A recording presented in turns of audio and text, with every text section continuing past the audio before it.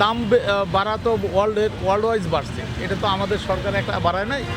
যাই হোক, এখন আমাদের লাইনটা একটু কমে গেছে, এই জন্য আমার অনুভূতি খুব ভালো। আশা করি আস্তে আস্তে ডে বাই ডে ইনক্রিজ হবে।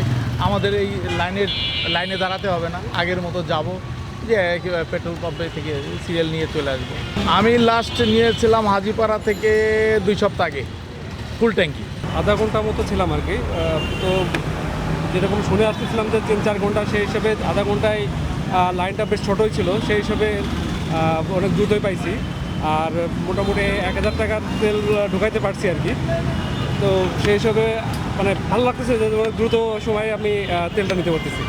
না, আমার মূলত ট্যাঙ্কিতে তেল আছে, থাকার পরেও আমি তেল নিচ্ছি, কারণ বলা যায় না কখন কী হয়। আমি তেল নিলাম হচ্ছে 220 টাকার মতো, বেশিক্ষণ থাকা লাগে নেই, অবশ্য 15 থেকে 20 মিনিটের মতো লাগছে। এক এক পাম্পে এক এক রকম করে দিচ্ছে, এই পাম্পে দিচ্ছে সবাইকে ফুল করে দিচ্ছে যে যত যাচ্ছে আর কি। মূলত অন্যান্য পাম্পে ফুয়েল পাস যাদের আছে তাদেরকে প্রায়োরিটি বেশি দিচ্ছে। স্বস্তি পাচ্ছে আগের থেকে কিছুটা, কিন্তু আরও কমবে সম্ভবত, করলে আরও ভালো হবে আর কি।